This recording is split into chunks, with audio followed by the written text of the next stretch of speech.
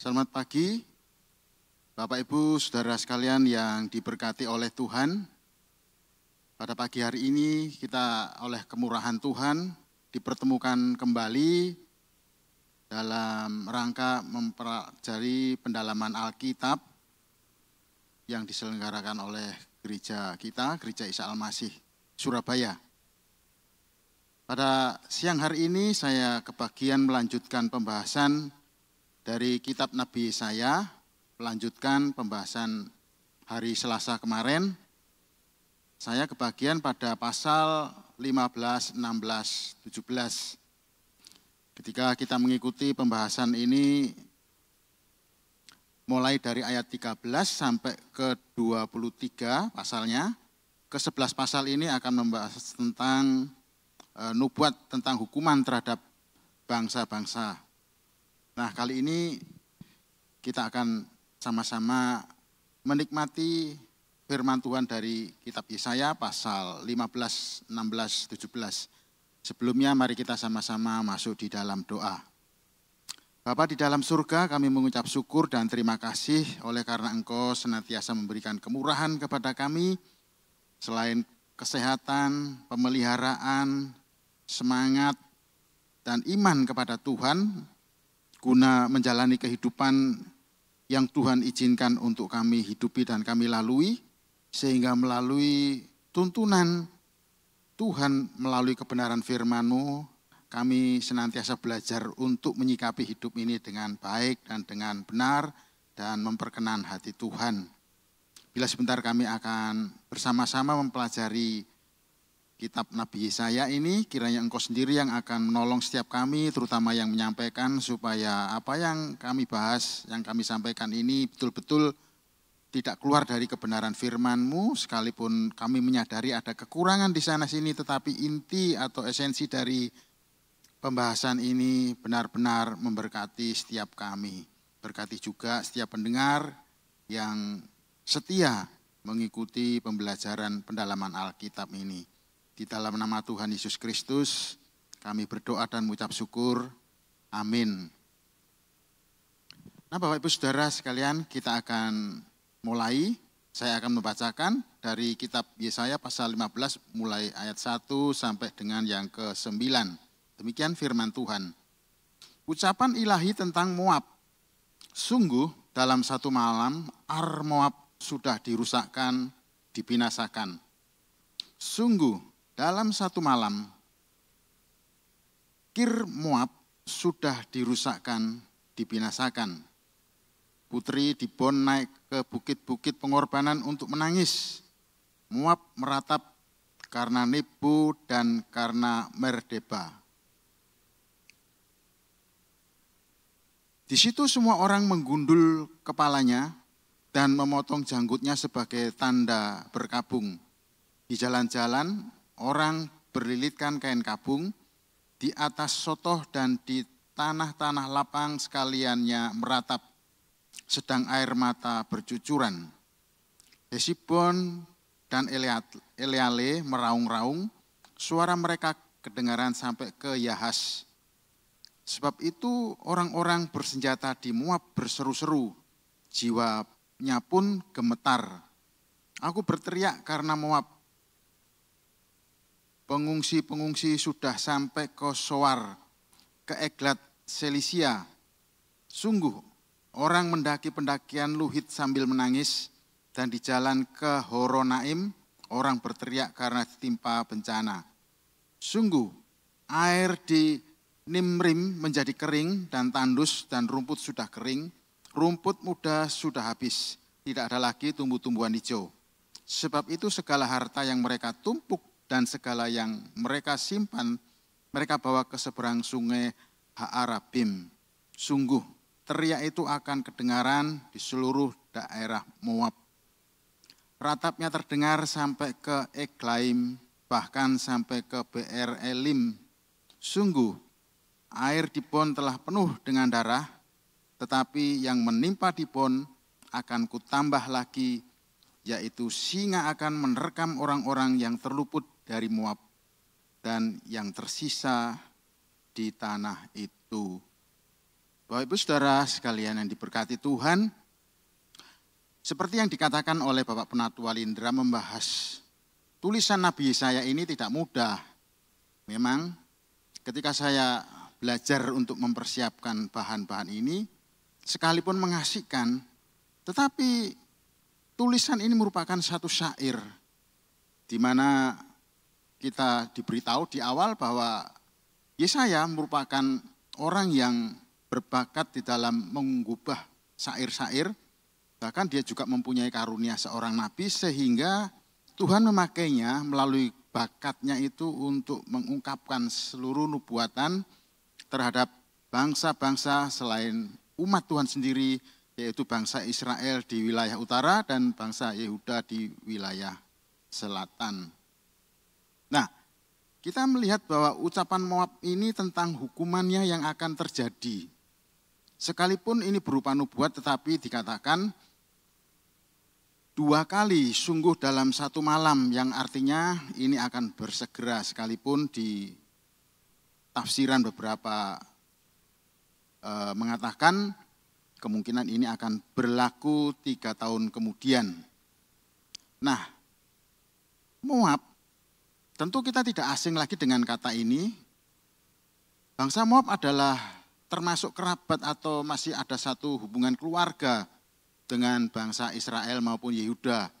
Karena Moab terlahir dari Lot yang mengadakan hubungan bersama kedua putrinya. Yang satu melahirkan Moab, yang satu Ben Ami atau Bani Amon. Nah, kedua bangsa inilah yang sebetulnya menjadi pendamping atau pendampingan negerinya dengan negeri Kanaan. Moab sendiri terletak di bagian timur Laut Mati. Moab dari dulu memang suka memusuhi bangsa Israel. Dikatakan di dalam 2 Raja-Raja pasal 3 ayat 45, dikatakan, Mesa Raja Moab adalah seorang peternak domba sebagai upeti. Ia membayar kepada Raja Israel 100.000 anak domba dan bulu dari 100.000 domba jantan. Pasal 3 ayat 5, tetapi segera sesudah Ahab mati, bangsa Moab memberontak kepada Raja Ahab, tidak lagi memberikan upeti, bahkan menjadi satu musuh. Nah, inilah yang terjadi pada masa-masa yang lalu. Bahwa sebetulnya bangsa Moab ini pernah ditaklukkan oleh Raja Daud, zamannya Raja Daud. Dan dikatakan di sini bahwa daerah Moab itu memang satu daerah yang cukup indah, cukup menyenangkan. Kalau dilihat dari gunung atau bukit di negeri Moab ini, bisa memberikan satu pemandangan yang bagus sekali. Baik pemandangan melihat Laut Mati maupun pemandangan lembah Yordan. Di mana di sana Musa boleh melihat tanah Kanaan sebelum ia meninggal. Itu diizinkan oleh Tuhan di dalam Ulangan pasal 32 ayat 49. Naiklah ke atas gunung Abarim, ke atas gunung Nebo yang di tanah Moab, di tentangan Yeriko, dan pandanglah tanah Kanaan yang kuberikan kepada orang Israel menjadi miliknya.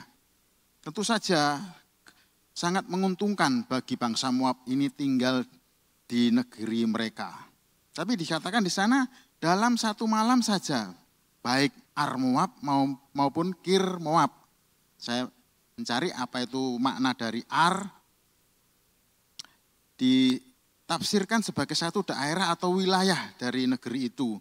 Sedangkan Kir adalah bentuk tembok dinding yang kemungkinan menunjuk kepada ibu kota dari Moab itu sendiri, yaitu Dibon.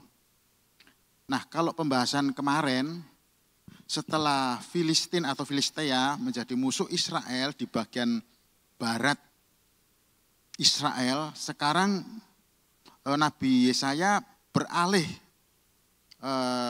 syairnya menuju ke sisi timur Israel yang segera akan mendapat nubuat tentang penghukumannya. Nama-nama tempat yang disebut oleh Nabi Yesaya menjelaskan bagaimana Moab nantinya mengalami serangan kerajaan Asyur dari utara, membuat mereka harus lari meninggalkan kota mereka menuju arah selatan dan tenggara. Mereka harus mencari tempat perlindungan sambil menangis dan berteriak. Mereka kesulitan mendapatkan air karena aliran sungai ditutup musuh.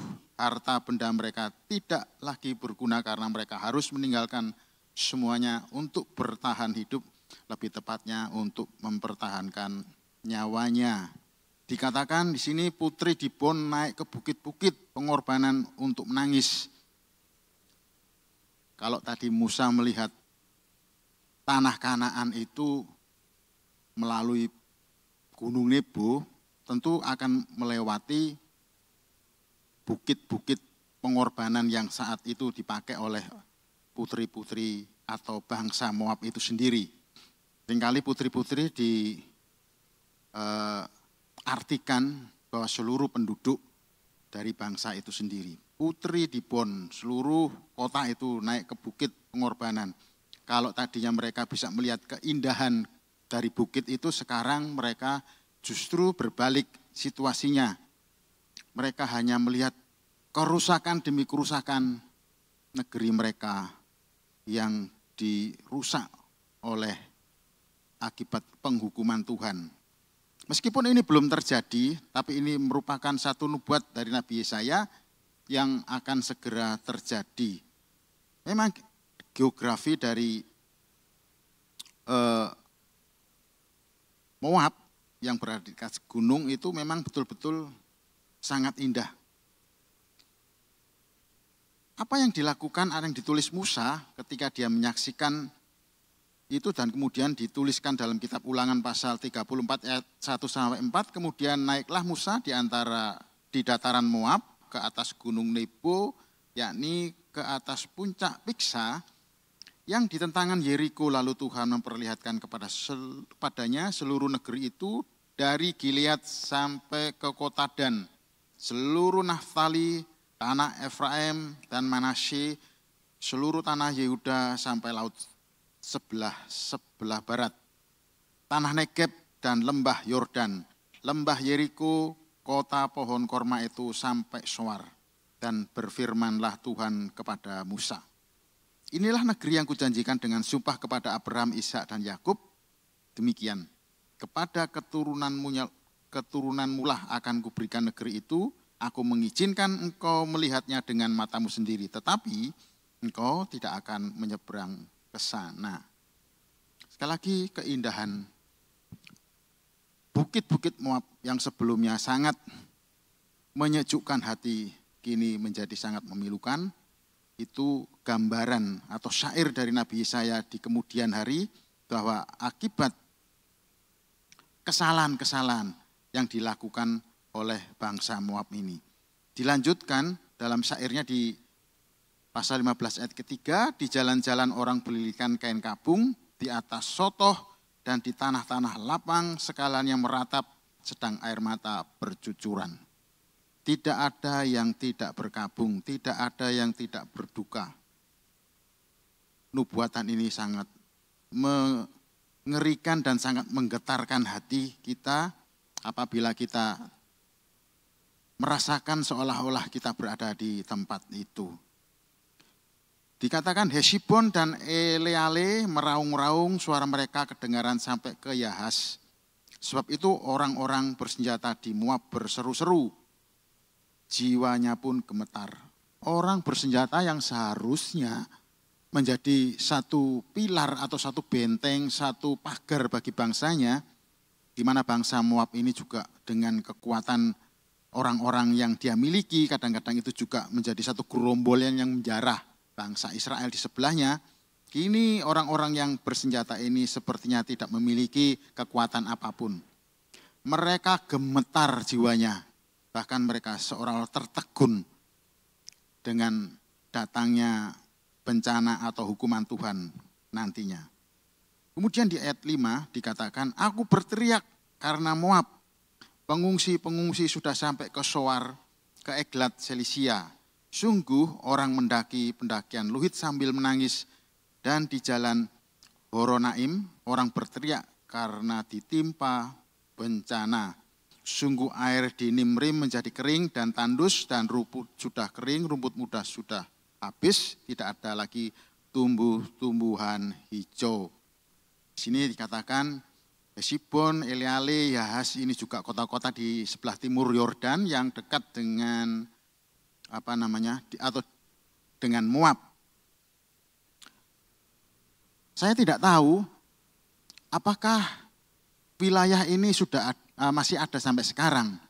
Kita membaca kitab Nabi Yesaya ini pada zaman-zaman yang sebelum Masehi 740, ya sekitar 600 sebelum Masehi. Tentu zaman ini zaman yang sangat kuno sekali. Ketika saya melihat peta di Google, ternyata Moab ini ada di wilayah negara Yordania. Saya tidak tahu apakah orang-orang yang tinggal di situ masih mengingat sejarah tentang negara ataupun daerah yang mereka duduki, mereka tinggali saat ini. Bagaimana negara atau daerah yang mereka tinggali itu sebelumnya. Saya rasa banyak generasi-generasi yang saat ini tinggal tidak terlalu peduli. Seperti halnya saya sendiri yang tinggal di Indonesia, tidak terlalu memperhatikan bagaimana sejarah kuno daripada bangsa Indonesia ini. Dari kerajaan-kerajaan Mojopahit, kerajaan Belambangan, kerajaan Mataram, kerajaan Sriwijaya, dan bergantinya pemimpin-pemimpin dan seterusnya. Kita pun jarang sekali melihat, kecuali kalau ada yang sekolah dan itu diberi tugas baru kita memperhatikan supaya bisa menjawab pertanyaan yang ada, tapi jarang sekali. Demikian juga tentang orang-orang yang ada di wilayah Yordania, apakah mereka masih tahu bahwa dulu wilayah itu adalah daerah Moab? Saya tidak terlalu memastikan bahwa mereka akan mempelajari hal ini. Mungkin ada beberapa yang mempelajari sejarah bisa memberikan satu uraian atau penjelasan. Tetapi apakah itu menjadi satu hal yang penting bagi generasi-generasi sekarang?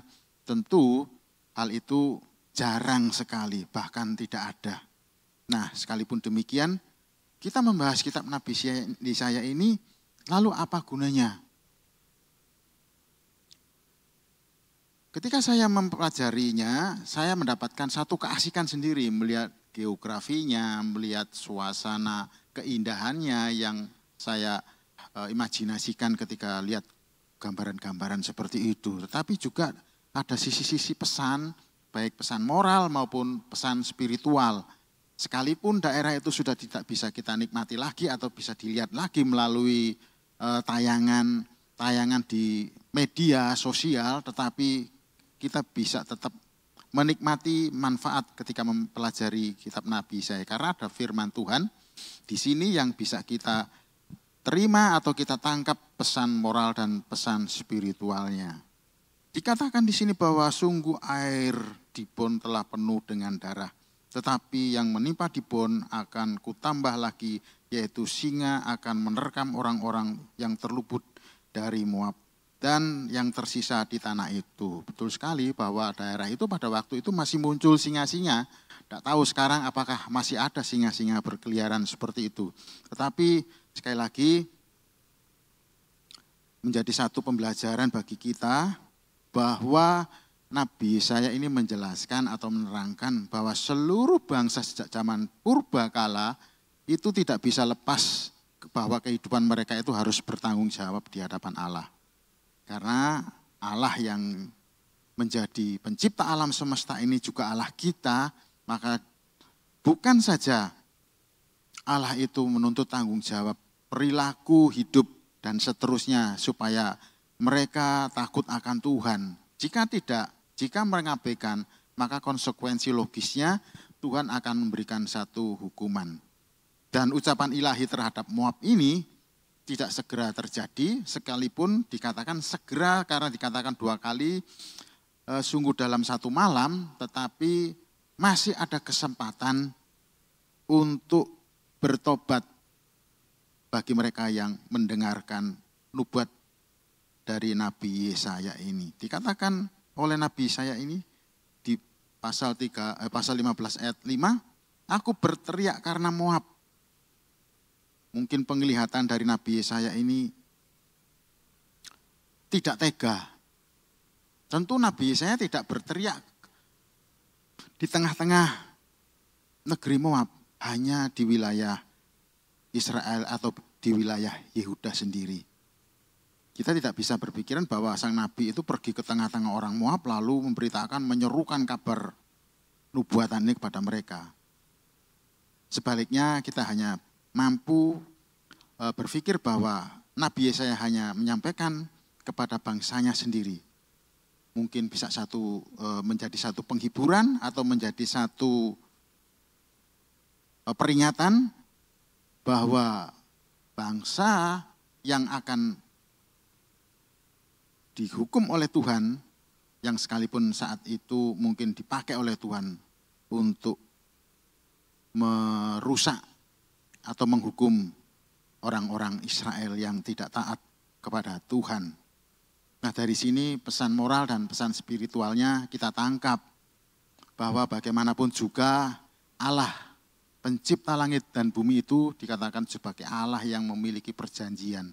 Sekalipun perjanjiannya itu sepihak, tetapi perjanjiannya itu mengandung satu anugerah dan karunia yang sangat luar biasa.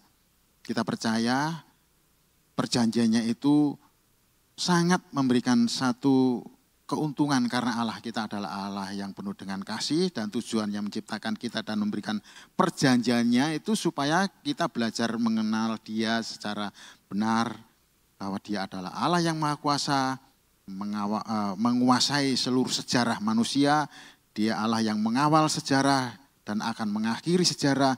Dia adalah Allah yang memiliki rencana yang paling agung, yaitu membuat satu umat kerajaannya, sehingga kita bisa belajar untuk mengikuti rancangan agungnya, sehingga kita tidak begitu saja menjalani hidup ini dengan sembrono dan dengan sembarangan, dengan gampangan. Tapi marilah kita di tengah-tengah kesulitan dan tantangan hidup kita, kita akan memberikan waktu yang luang dan cukup untuk belajar memahami kehendak Tuhan, tentunya melalui kebenaran-kebenaran firman Tuhan.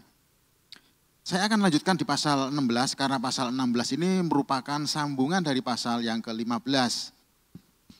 Pasal 16 dari kitab Nabi Yesaya, ayat 1, mereka mengirim anak domba kepada pemerintah negeri. Dari Selah melalui padang gurun ke gunung putri Sion. Seperti burung yang lari terbang dan isi sarang yang diusir, demikianlah anak-anak perempuan Moab di tempat-tempat penyeberangan sungai Arnon. Berilah nasihat, pertahankanlah hak.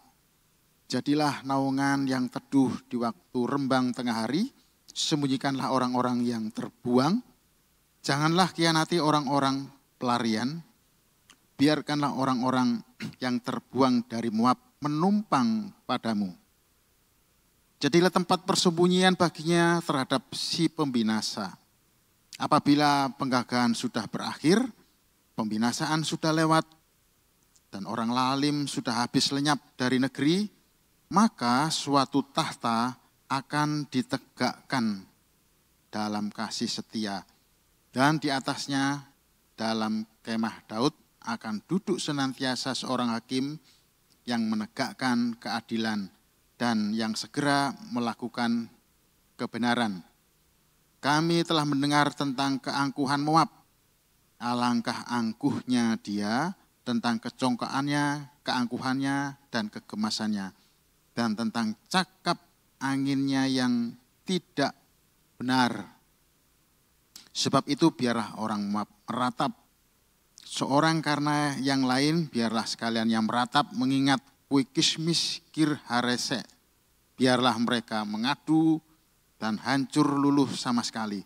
Sebab kebun-kebun Hesibon dan pohon-pohon anggur Sibna telah merana. Para penguasa bangsa-bangsa telah memotong pohon-pohon anggurnya yang terbaik, yang dahulu meluas sampai ke Yeser, Yaeser dan merambat ke padang gurun, ranting-rantingnya berserak sampai ke seberang laut. Sebab itu aku turut menangis dengan Yaeser karena pohon anggur Sibna. Aku mau membasahi engkau dengan air mataku. Hai Hesibon dan Eleale, sebab musim kemarau tepat waktu panen, musuhmu menyerbu dengan pekik pertempuran. Telah lenyap sukacita dan sorak-sorak dari kebun buah-buahan. Telah menghilang dari kebun-kebun anggur, tapi sorak dan sorak-sorai tiada pengiring anggur di tempat pemerasan, bagi mereka sudah berhenti. Oleh karena itu, seperti kecapi mendengking, begitulah hatiku menjerit melihat keadaan Moab. Dan batinku tergerak melihat keadaan Kir-Heres. Maka sekalipun Moab pergi beribadah dan bersusah payah di atas bukit pengorbanan dan masuk ke tempat kudusnya untuk berdoa, ia tidak akan mencapai apa-apa. Itulah firman yang diucapkan Tuhan tentang Moab pada waktu yang lalu. Maka sekarang Tuhan berfirman, dalam 3 tahun menurut masa kerja prajurit upahan, maka kemuliaan Moab serta dengan keramaiannya yang besar akan menjadi kehinaan. Dan orang yang tertinggal akan sangat sedikit dan tiada berkuasa. Lanjutan dari pasal 15 tadi melanjutkan bahwa bagaimanapun juga Moab akan melarikan diri. Karena dia tidak akan tahan dengan musuh-musuh mereka yang lebih kuat. Bahkan ibaratkan atau digambarkan seperti burung yang lari terbang dari isi sarangnya yang diusir. Demikianlah anak-anak perempuan Moab di tempat-tempat penyeberangan sungai Arnon. Tidak sempat mereka membenahi atau berhias diri karena bangsa yang akan memerangi mereka sifatnya mendadak dan dalam jumlah yang besar. Bagaimana di sini dikatakan mereka mengirim anak domba kepada pemerintah negeri.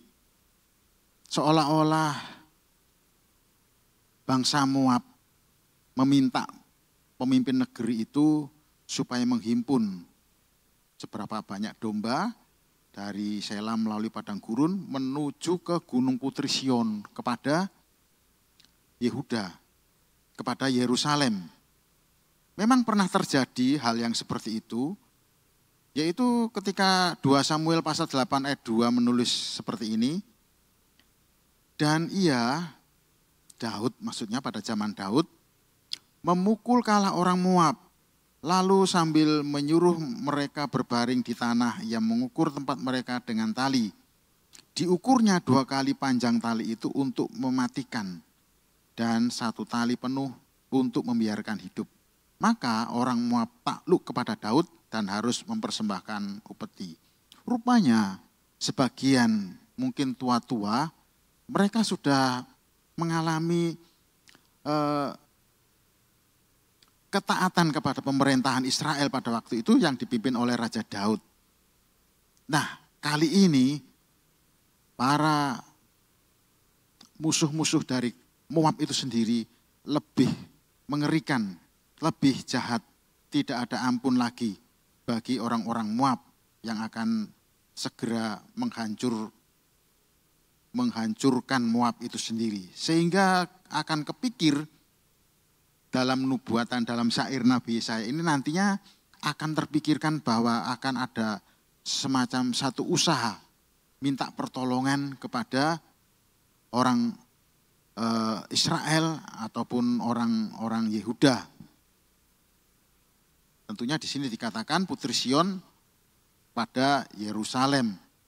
Dikatakan satu nasihat kepada penduduk Putri Sion, berilah nasihat, pertahankanlah hak, jadilah naungan yang teduh di waktu rembang tengah hari, sembunyikanlah orang-orang yang terbuang, janganlah khianati orang-orang pelarian. Jadi sekalipun Moab pernah berbuat jahat kepada bangsa Israel yang merupakan bagian dari kerajaan Yehuda juga ya. Sekalipun saat ini terpisah pemimpinnya, juga wilayahnya, tetapi ketika orang-orang Moab itu melarikan diri menuju Yerusalem, penduduk Yerusalem harus memberikan nasihat. Nasihat dalam arti apa? Nasihat di sini tentu nasihat yang memberikan satu kekuatan penghiburan, menunjukkan karakter Allah. Nasihat yang baik, nasihat yang memberikan harapan, kekuatan iman kepada Tuhan. Bukan nasihat yang malah membuat putus asa atau yang justru mensyukur-syukurkan gitu bahwa kamu dulu berbuat jahat dan sekarang harus kamu terima hukuman Tuhan. Bukan seperti itu. Bersungut-sungut, membuat atau menyalahkan, bukan seperti itu. Tapi Putri Sion atau pihak Yerusalem harus memberikan nasihat yang baik. Bukan nasihat yang sebaliknya. Bukan seperti nasihat yang diberikan oleh istri Ayub pada Ayub. Dikatakan Ayub 2 ayat 9. Maka berkatalah istrinya kepada Ayub, masih bertekunkah engkau dalam kesalehanmu? Kutukilah Allahmu dan matilah. Bukan seperti itu. Tetapi ketika bangsa Moab ini nantinya akan mengungsi kepada Yerusalem, Yerusalem harus menunjukkan kebesaran hatinya, menunjukkan karakter Tuhan. Jadilah naungan yang teduh di waktu rembang tengah hari ketika orang-orang Moab ini berjalan dalam teriknya matahari. Dia harus memberikan naungan yang teduh. Sembunyikanlah orang-orang yang terbuang. Orang-orang Yerusalem harus mengingat ketika nantinya atau ketika peristiwa beberapa waktu sebelumnya bagaimana nantinya ada hal-hal yang mirip seperti ini menjadi satu kenangan atau menjadi satu pengingat. Kita tahu bahwa waktu yang dihidupi oleh Nabi Yesaya ini jauh dari zamannya Israel yang masih utuh. Seolah-olah kata ini sembunyikanlah orang-orang yang terbuang. Karena Yosua sendiri bersama Kaleb pernah tertolong dengan cara disembunyikan, yaitu di dalam rumah Rahab. Sehingga sikap-sikap yang seperti ini yang memperkenankan hati Tuhan, seperti yang dilakukan oleh Rahab yang berkenan kepada Tuhan, biarlah karakter ini juga menjadi karakter dari Putri Yerusalem.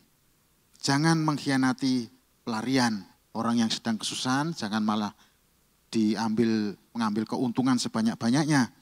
Ataupun memberi pertolongan tetapi punya motivasi pembayaran ataupun imbal balik. Bukankah Allah itu memberikan dengan limpah dan dengan cuma-cuma? Biarlah sifat-sifat Tuhan ini bisa dimunculkan dan dinyatakan. Dan bagaimana seandainya bagi orang-orang yang sedang mengalami musibah seperti itu, apakah mereka bisa kehilangan harapan kepada Tuhan? Saya membayangkan seandainya saya ada di tengah-tengah bangsa Moab seperti itu, dan saya membayangkan bagaimana perkataan Nabi Yesaya berteriak buat Moab.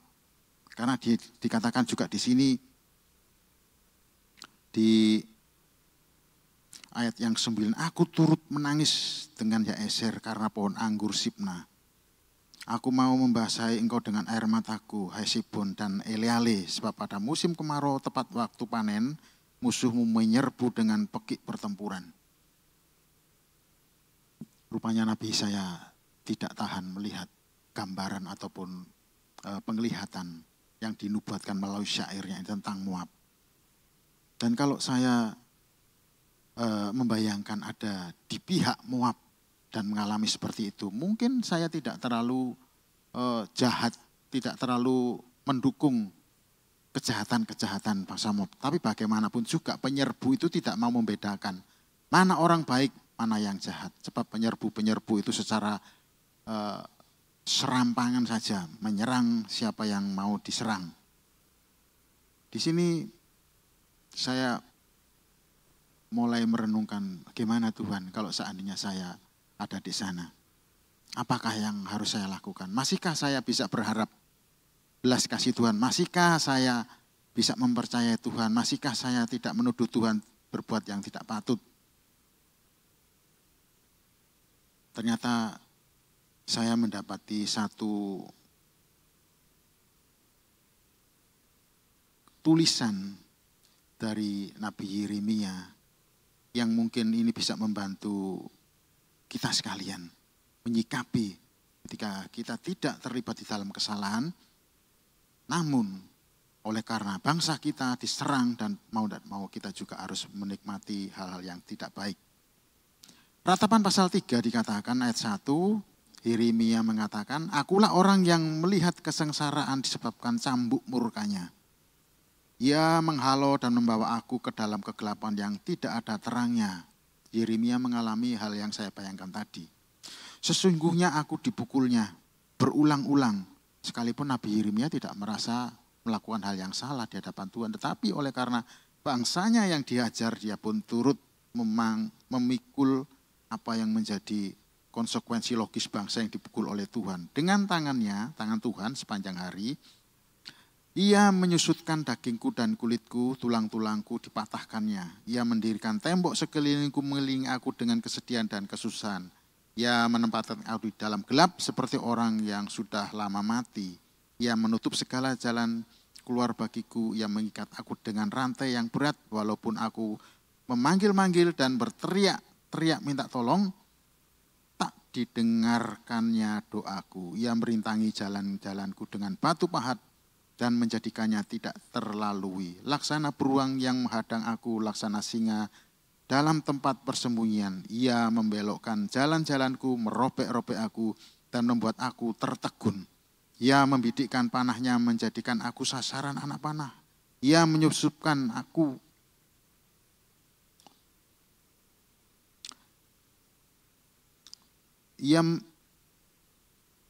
Ia menyusupkan ke dalam hatiku segala anak panah dari tabungnya. Aku menjadi tertawaan bagi segenap bangsaku, menjadi ejekan mereka sepanjang hari. Sangkaku hilang, lenyaplah kemasyuranku dan harapanku kepada Tuhan. Ingatlah akan sengsaraku dan pengembaraanku. Jiwaku selalu teringat akan hal itu dan tertekan dalam hatiku. Tetapi hal-hal inilah yang kuperhatikan. Sebab oleh itu aku akan berharap tak berkesudahan. Kasih setia Tuhan tak habis-habisnya, rahmatnya selalu baru tiap pagi, besar setiamu. Adalah baik menanti dengan diam pertolongan Tuhan. Adalah baik bagi seorang pria memikul kuk pada masa mudanya. Biarlah ia duduk sendirian dan berdiam diri kalau Tuhan membebankannya. Biarlah ia merebahkan diri dengan mukanya dalam debu. Mungkin ada harapan. Biarlah ia memberikan pipi kepada yang menamparnya, dan biarlah ia kenyang dengan cercaan, karena tidak untuk selama-lamanya Tuhan mengucilkan. Karena pada waktu ia mendatangkan susah, ia juga menyayanginya menurut kebesaran kasih setianya. Karena dengan tidak rela hati ia menindas dan merisaukan anak-anak manusia. Kalau dibijak-bijak dengan kaki tawan-tawanan di dunia, kalau hak orang dibelokkan di hadapan yang maha tinggi, atau orang diperlakukan tidak adil dalam perkaranya, masakan Tuhan tidak melihat? Inilah yang menjadi penghiburan ketika saya membayangkan seperti itu. Bahkan ini menjadi satu nasihat bagi putri Yerusalem atau bangsa Yerusalem, putri Sion, supaya mereka tidak berlaku salah di dalam menerima pengungsi-pengungsi yang datangnya dari Moab. Mereka harus menunjukkan karakter Tuhan. Jika tidak, maka tidak luput putri Yerusalem pun akan ada dalam konsekuensi logis, yaitu akan dihukum juga oleh Tuhan. Nah, di sini juga dilanjutkan tadi supaya kesusahan malapetaka yang ditimpakan kepada Moab yang sangat mengerikan itu, Moab boleh belajar, Moab boleh melihat, Moab boleh mengakui bahwa keadaan mereka menunjukkan kemampuan manusia tidak punya apa-apa di hadapan Tuhan. Inilah suatu pesan moral, pesan spiritual supaya kita yang hidup di situasi apapun, di zaman apapun, dan di posisi apapun, kita tetap harus bertanggung jawab kepada Tuhan karena kita adalah miliknya. Apalagi kita sudah mengakui bahwa kita ditebus dengan darah yang mahal, kita tunjukkan pengakuan kita melalui tata cara, bicara, perilaku kita di hadapannya.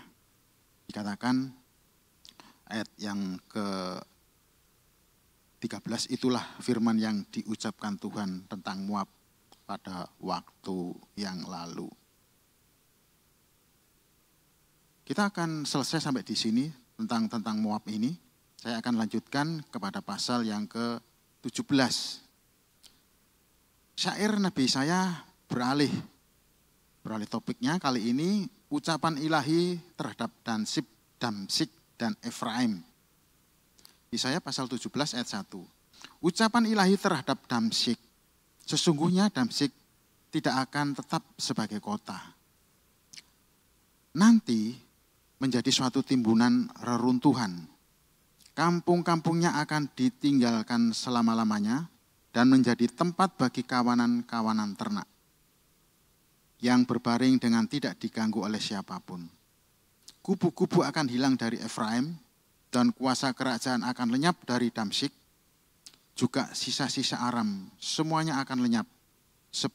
Sama seperti kemuliaan orang Israel, demikianlah firman Tuhan semesta alam.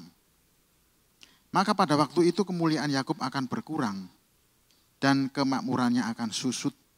Keadaannya seperti gandum yang digenggam orang untuk dituai dan tangannya memetik bulir-bulir, atau seperti bulir-bulir yang dipungut orang di lembah orang Refaim. Daripadanya akan tertinggal sisa untuk pemetikan susulan.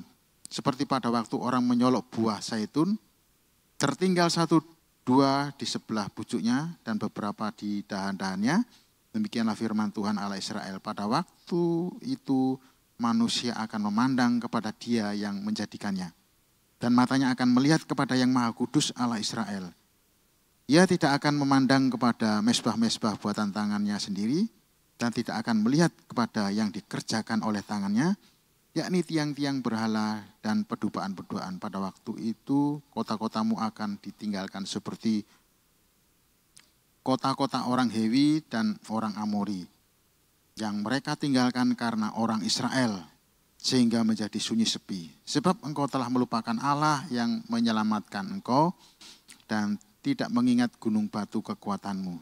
Sebab itu sekalipun engkau membuat taman yang permai dan menamainya dengan cangkokan luar negeri dan menanaminya dengan cangkokan luar negeri, sekalipun pada hari menanamnya engkau membuatnya tumbuh subur dan pada pagi mencangkokkannya engkau membuatnya berbunga, namun panen akan segera lenyap pada hari kesakitan dan hari penderitaan yang sangat payah. Kita berhenti sampai di ayat 11 ini dulu. Kali ini nubuatan terhadap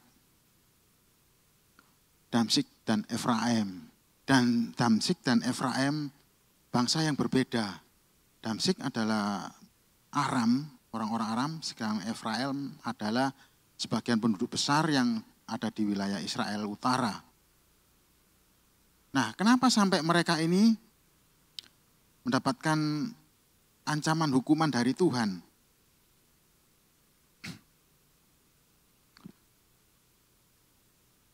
Karena meskipun Damsyik ini berbeda dengan Israel atau ya katakanlah Damsyik ini adalah ibu kota Aram, sedangkan Samaria ibu kota dari Israel Utara.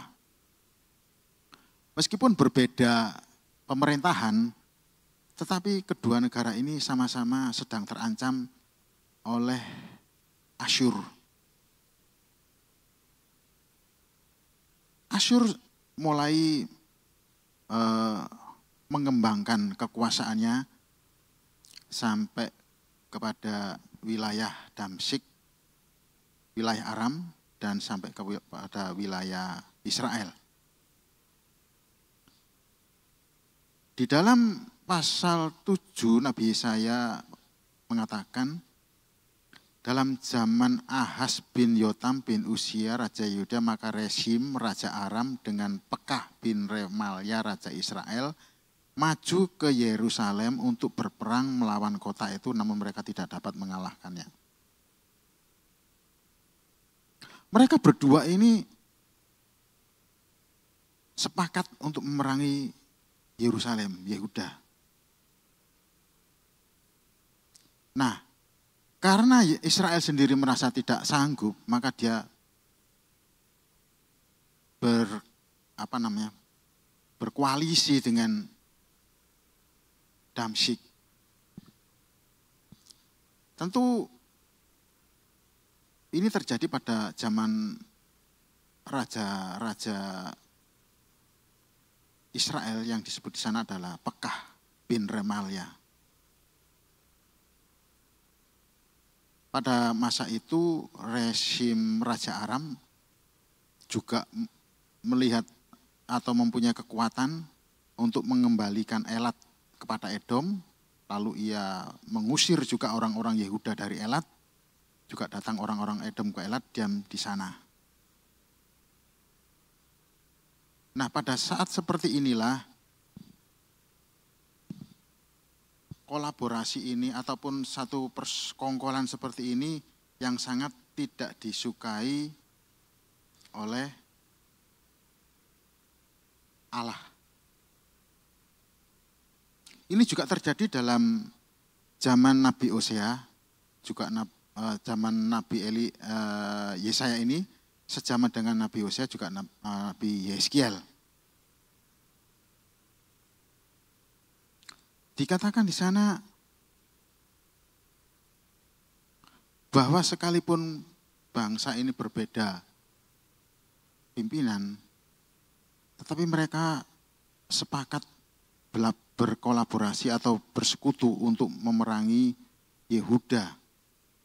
Itu sebabnya Tuhan sangat marah. Karena apa? Bukan saja persekutuan mereka di dalam mau memerangi Israel sebagai umat perjanjian dari Allah sendiri, tetapi juga bangsa Israel ini terperosok ke dalam satu hubungan yang dikatakan hubungan agama, sehingga agama-agama pun menjadi tercemar juga. Inilah yang menjadi ketidaksukaan Allah terhadap bangsa Israel Utara yang diwakili oleh sebagian besar orang-orang Efraim yang tentunya menduduki wilayah-wilayah itu. Inilah yang menjadi satu ketidaksukaan Allah. Maka dikatakan ucapan ilahi terhadap Damsyik, sesungguhnya Damsyik tidak akan tetap sebagai kota. Tuhan akan menghukum menjadi satu timbunan dan menjadi satu reruntuhan.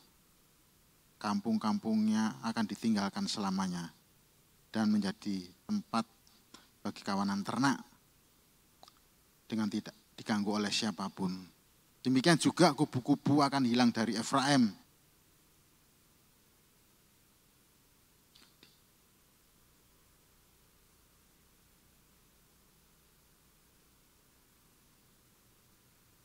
Ini menjadi satu peringatan bagi orang-orang Efraim atau Israel di wilayah utara. Inilah yang dilakukan oleh Tuhan ketika satu bangsa melakukan satu tindakan yang tidak menyenangkan hati Tuhan, maka konsekuensi logisnya adalah mendapatkan hukuman. Hukuman atas Israel akan menyebabkan kaum sisa meninggalkan persembahan berhala dan berbalik kepada Tuhan Allah pencipta mereka. Mereka akan menyadari betapa tidak bergunanya berhala pada masa kesusahan dan masa perang. Dikatakan bahwa apa yang dilakukan oleh Israel bukan saja hanya melihat atau meniru apa yang dilakukan oleh bangsa Damsyik ini ya, Aram ini ya. Saya tidak tahu pada zaman itu ketika seseorang atau ketika satu bangsa melihat bangsa yang lebih besar, lebih berjaya, selalu dikaitkan dengan nilai-nilai spiritual. Tentu dewanya itu apa, tentu sesembahannya itu apa. Maka ketika bangsa Israel itu melihat bahwa Aram, Damsyik itu memiliki satu kekuatan, pastilah dewanya atau Allahnya itu sangat luar biasa. Dan pada saat seperti itu tentunya ketika Israel Utara kepingin menyerang Yehuda, dia tidak mendapatkan satu kekuatan apapun, dia mulai bertanya-tanya mungkin Allahnya yang membela dia. Mungkin dulu Allah Israel sudah tidak lagi berpihak kepadanya. Padahal saat-saat seperti itu adalah saat-saat di mana Tuhan ingin melihat apakah iman dari seseorang itu masih tetap bertahan di sana. Seringkali kita melihat ketika masalah hidup itu terjadi pada kita, kadang-kadang Tuhan tidak mengizinkan pertolongan itu segera menghampiri kita. Kadang-kadang memang dibiarkan.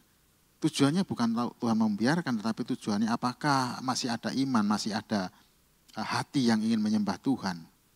Dikatakan oleh Tuhan Yesus, apabila anak manusia datang pada bumi yang kedua, apakah aku akan mendapatkan iman di bumi? Ini artinya, apakah masih ada orang yang bertahan di dalam segala kesulitan?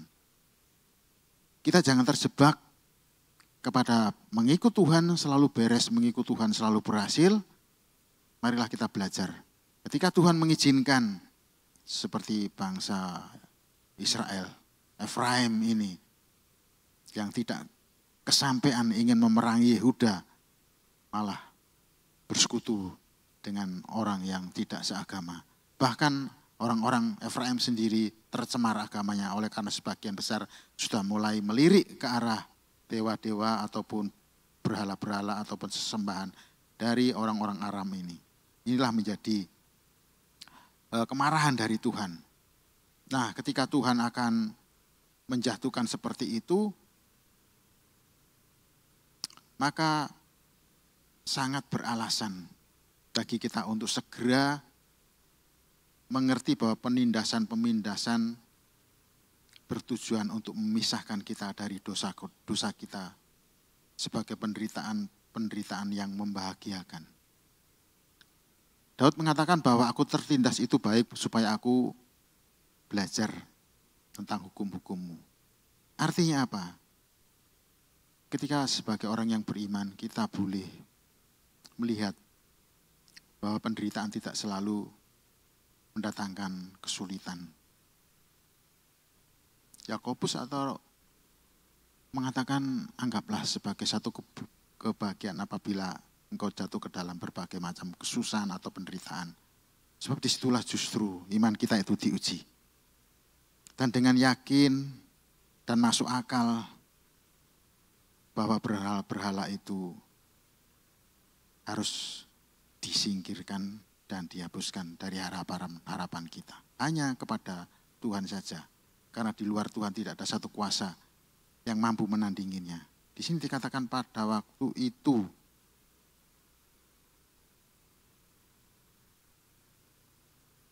ia tidak akan memandang lagi kepada mesbah-mesbah buatan tangannya sendiri. Dan tidak akan melihat kepada yang dikerjakan oleh tangannya. Yakni tiang-tiang berhala dan pedupaan-pedupaan.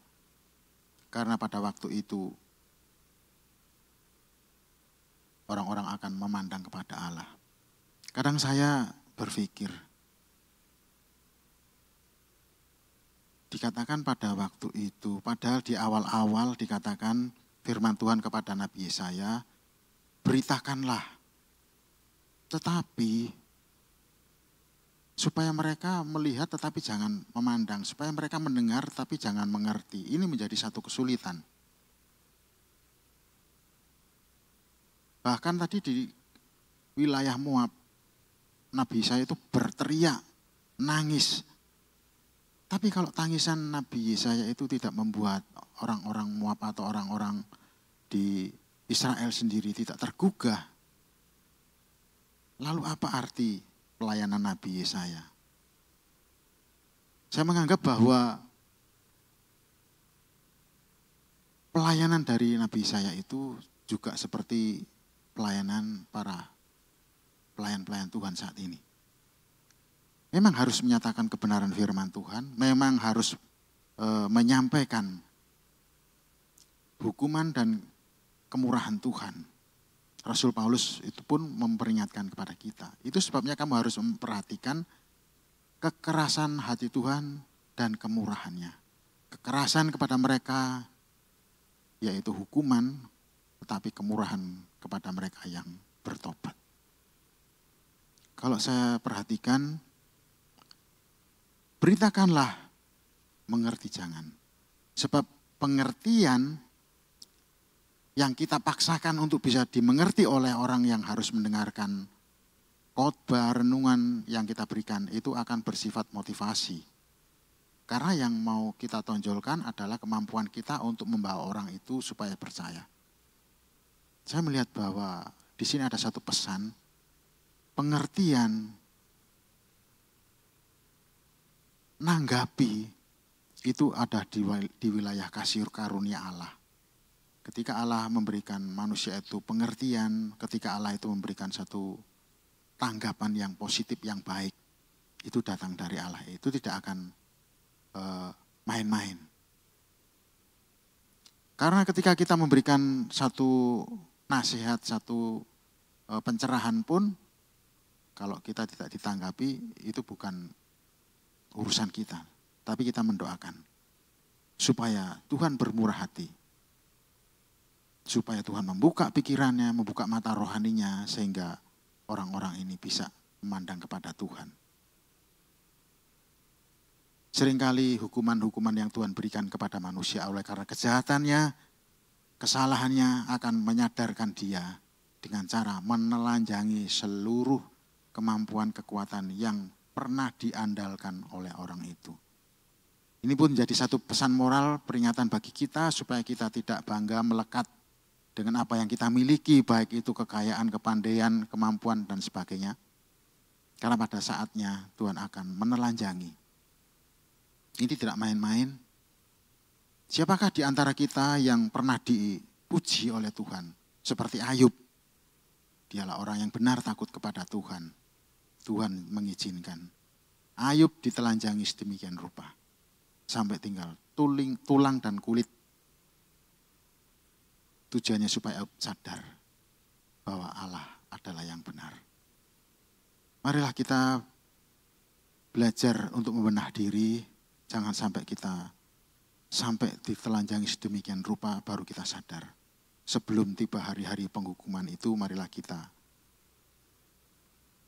mengingat kembali kebesaran kasih karunia. Selama kesabarannya masih berlaku bagi kita, kita manfaatkan sebaik-baiknya. Mohon pertolongan dari Roh Kudus supaya kita tidak berlaku salah terhadap Allah kita. Dari pasal yang ke-17 ini agak berbeda lagi, yaitu dari ayat pasal 17 ayat 12 sampai yang ke-14, 3 ayat. Ucapan ilahi terhadap Asyur, kalau beberapa waktu lalu pernah disinggung tentang Asyur, kali ini sepertinya ada satu pengulangan. Dan sepertinya dalam syair-syair Nabi Yesaya ini terjadi beberapa pengulangan-pengulangan, itu sebabnya kadang-kadang harus kembali ke awal, ke akhir, dan Bapak Penatua Lindra mengatakan seperti kejadian kemarin, kejadian sekarang, kejadian yang akan datang, ini sama-sama harus kita cermati. Entah kita itu di posisi yang kemarin, di posisi yang sekarang, dan bagaimana kita ada di posisi kedepannya, harus kita perhatikan. Kita adalah akibat dari hari kemarin, tetapi kita di hari ini akan memberi dampak kepada yang akan terjadi di hari depan kita. Itulah satu tanggung jawab yang diberikan kepada setiap manusia. Ayat 12, wahai ributnya banyak bangsa-bangsa, mereka ribut seperti ombak laut menderu. gaduhnya suku-suku bangsa, mereka gaduh seperti gaduhnya air yang hebat. Suku-suku bangsa gaduh seperti gaduhnya air yang besar. Tetapi Tuhan menghardiknya sehingga mereka lari jauh-jauh, terburu-buru seperti sekam di tempat penumbukan dihembus angin. Dan seperti dedak ditiup puting beliung. Menjelang waktu senja sesungguhnya ada kedahsyatan. Sebelum pagi hari mereka sudah tidak ada lagi. Itulah bagian orang-orang yang merampok kita dan itulah yang ditentukan bagi orang-orang yang merampasi kita. Rupanya syair ini dari posisi Efraim dan Damsik lagi beralih kepada zamannya raja-raja di Israel, yaitu zamannya Raja Ahaz dan Raja Hizkia.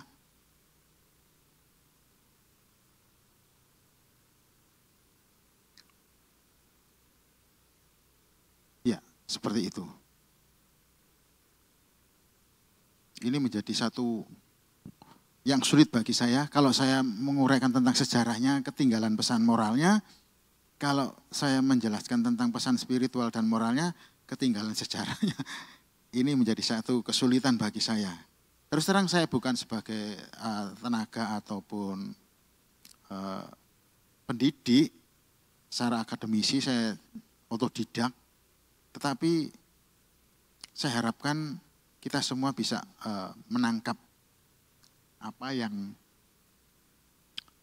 kita pelajari bersama-sama ini. Apa yang saya lakukan ini tentunya tidak sempurna dan nanti akan disempurnakan pada pukul 5:30 sore oleh Bapak Penatua Insinyur Indra Haryanto. Ayatnya ini membacakan hukuman bagi mereka yang merusak dan merampok umat Allah.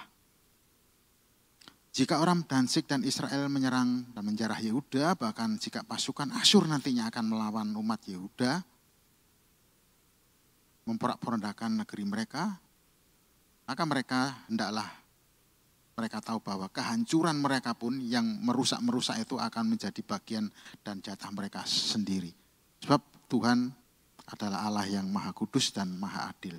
Semua orang hidup di hadapannya, tidak ada yang tersembunyi di hadapannya. Pada malam hari dikatakan di sana ya, dikatakan kalau tadi di mana nih? Ya, ayat yang ke-13. Suku-suku bangsa gaduh seperti gaduhnya air besar, ribut ya.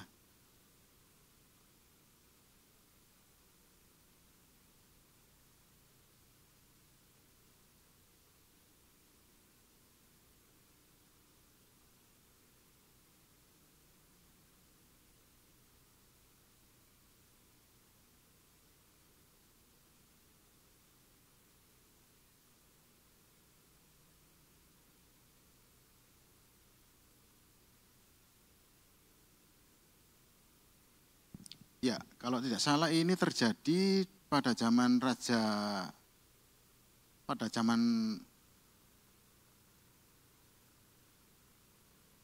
Hizkia Raja Yehuda. Dikatakan ribut, tidak karu-karuan.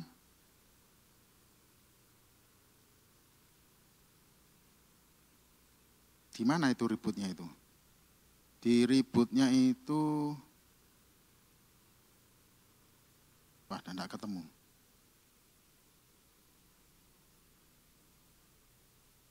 Yaitu pada waktu Yerusalem dikepung oleh Sanherib.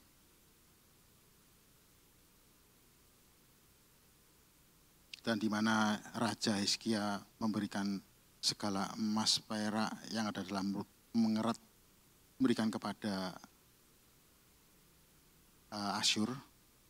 Akhirnya Asyur juga tetap menekan.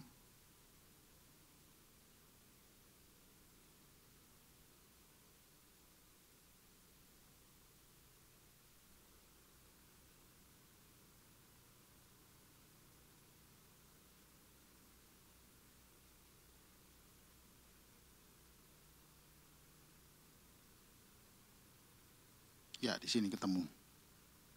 Dikatakan ribut tadi itu di 2 Raja-Raja pasal 19. Ketika pegawai-pegawai Raja Hizkia sampai kepada Yesaya, berkatalah Yesaya kepada mereka, beginilah kamu katakan kepada tuanmu, yaitu Hizkia, janganlah engkau takut terhadap perkataan yang kau dengar, yang telah diucapkan oleh budak-budak Raja Asyur untuk menghujat aku, Tuhan. Sesungguhnya Tuhan akan menyuruh suatu roh masuk ke dalamnya, sehingga ia mendengar suatu kabar dan pulang ke negerinya. Tuhan akan membuat dia mati rebah oleh pedang di negerinya sendiri. Ketika juru minuman agung pulang, didapatinya lah Raja Asyur berperang melawan Libna, sebab sudah didengarnya bahwa raja telah berangkat dari Lakis. Dalam pada itu, raja mendengar tentang Tirhaka, raja Ethiopia. Berita yang demikian sesungguhnya ia telah keluar berperang melawan engkau. Maka disuruhnyalah kembali utusan-utusan kepada Nabi Hizkia. Ada beberapa raja sebetulnya yang menjadi alat Tuhan ketika Raja Asyur ini mengancam Yerusalem. Maka orang-orang dari Ethiopia itu datang memerangi Asyur. Dan sudah diceritakan kemarin bagaimana kedahsyatan malaikat-malaikat Tuhan yang membunuh orang-orang Asyur ini dalam satu malam. Sehingga orang-orang Asyur ini pulang ke negerinya dan dia merasa malu. Dan diakhirinya pada waktu itu tidak ada, dikatakan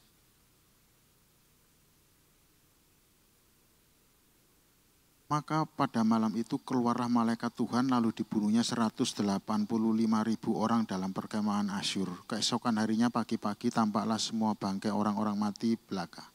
Sebab itu berangkatlah Sanherib Raja Asyur dan pulang lalu tinggallah ia di Niniwe.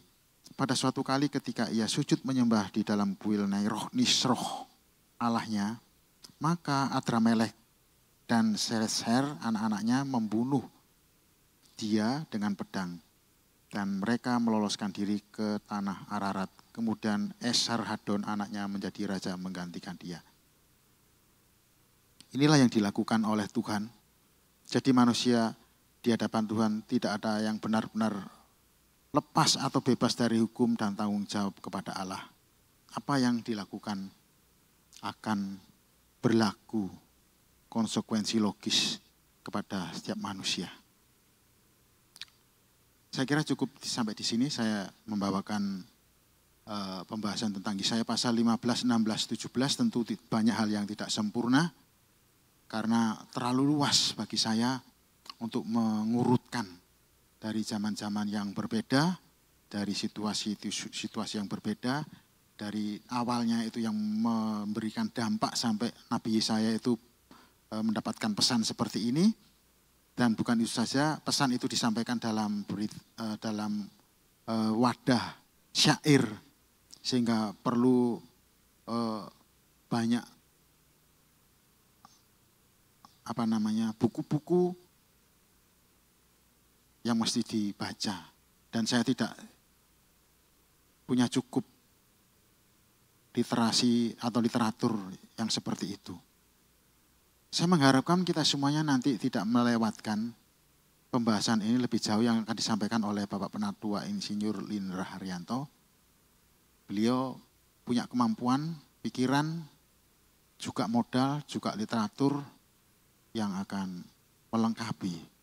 Sehingga sekalipun ini terjadi pada masa lampau dan mungkin tidak terlalu kita anggap penting, tetapi ada satu pesan-pesan tentang hati Allah, tentang rencana Allah, tentang kebaikan Allah, dan tentang pendisiplinan Allah kepada setiap manusia, termasuk kita yang hidup pada saat ini. Sampai nanti sore, kiranya Tuhan memberkati. Mari kita berdoa. Bapa di dalam surga, kami mengucap syukur seberapa jauh kami bisa dan dimampukan untuk mengulas Yeremia pasal 15, 16, 17 ini. Apa yang sudah pemapar sampaikan masih penuh dengan kekurangan dan kelemahan di sana sini. Bahkan ada beberapa bagian yang tidak urut.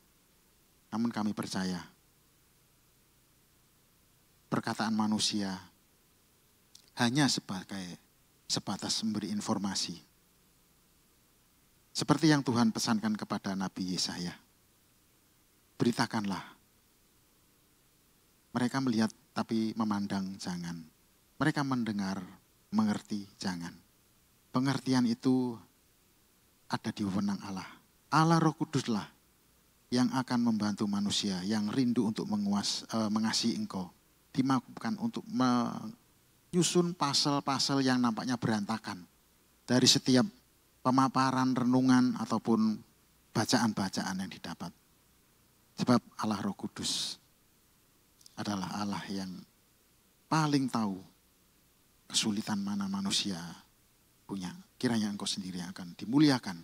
Terima kasih Tuhan, terima kasih sertai pembahasan pendalaman Alkitab nanti sore yang akan disampaikan oleh hambamu Bapak Penatua Insinyur Lindra Haryanto, dan sertai juga kami supaya kami tetap diberi kesehatan, kekuatan untuk melanjutkan hidup ini dan untuk melanjutkan kerinduan kami untuk belajar kebenaran firman Tuhan. Di dalam nama Tuhan Yesus kami berdoa dan mengucap syukur.